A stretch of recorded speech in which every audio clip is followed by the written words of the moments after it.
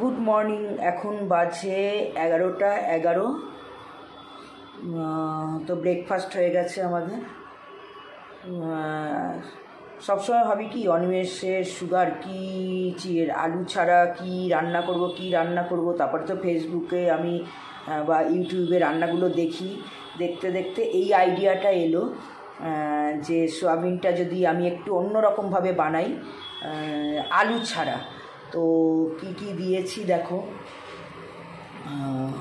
সোয়াবিনের মধ্যে আমি যেহেতু সোয়াবিনটা আমি সেদ্ধ করে একটু নুন দিয়েছিলাম সেদ্ধ করার সময়, জলে একটুখানি সেদ্ধ করে নিয়ে ছেঁকে পুরো তুলে দিয়েছি। তো এর মধ্যে দিয়েছি সোয়াবিনটা দিয়েছি 1.5 চামচ চালের গুঁড়ি, 1 চামচ বেসন, গুঁড়ো লঙ্কা, আদা রসুনের পেস্ট, সামান্য একটু নুন দেবো যেহেতু এটা নুন জলে ফোটানো আছে। তো এগুলো দিয়ে আমি একটু জলে করে মেখে নেব। চলো, হাত লাগাতেই হয়েছে, ভালো করে মাখিয়ে নিয়েছি।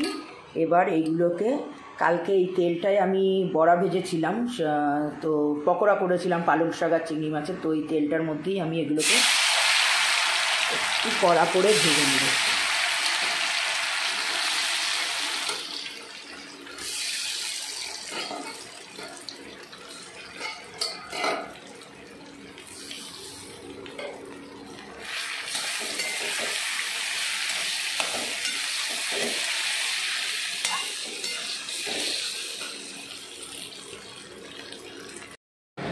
চলো, এবার ওই তেলে পেঁয়াজ আর ক্যাপসিকামগুলো ভেজে নেব।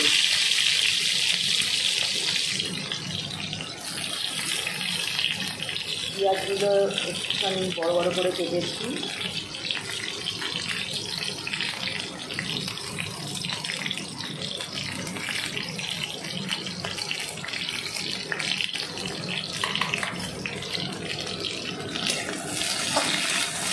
সোয়াবিনগুলো ভেজে রেখেছি দেখো লাল লাল করে।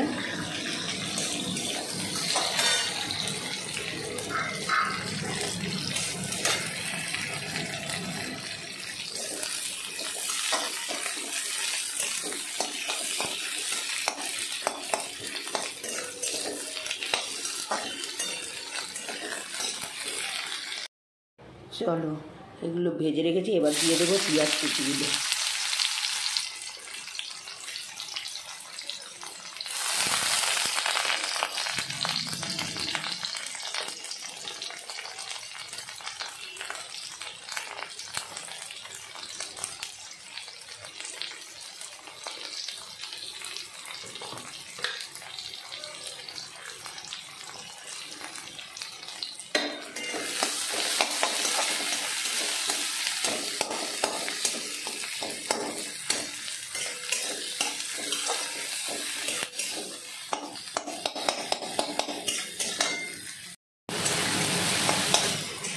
দেখো, এটার মধ্যে একটু আদা রসুন দিয়ে দিয়েছি, 1 চামচ আদা রসুন দিয়ে দিয়েছি। এবার দিয়ে দেবো টমেটো, বেশ খানিকটা টমেটো দিয়ে দেবো।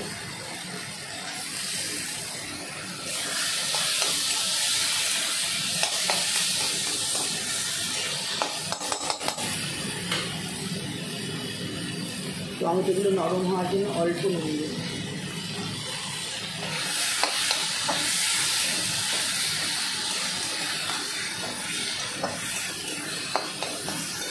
এবার এটার মধ্যে আদা, জিরে আর হলুদ তুলে রেখেছি।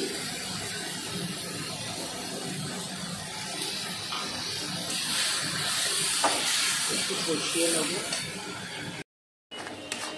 চলো, মশলা কষানো হয়ে গেছে, এবার সোয়াবিনগুলো দিয়ে দেবো।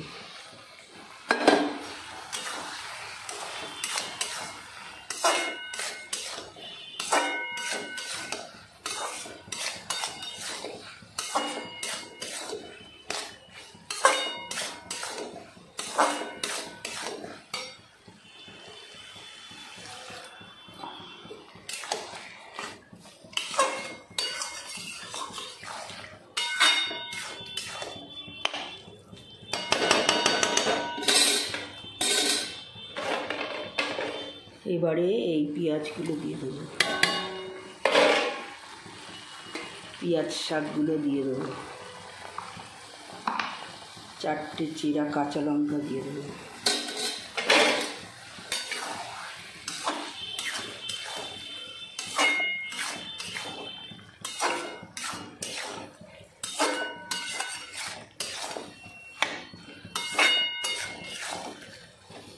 একটু চাপা দিয়ে দিই।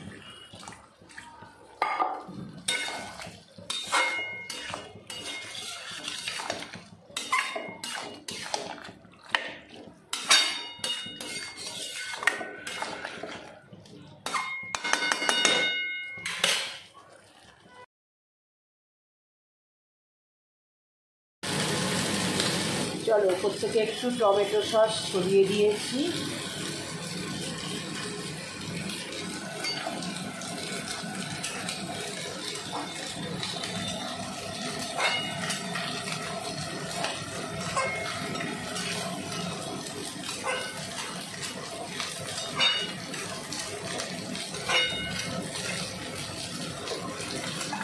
কমপ্লিট সোয়াবিনের কী বলবে, সোয়াবিনের রসা, যা খুশি বলতে পারো, আলু ছাড়া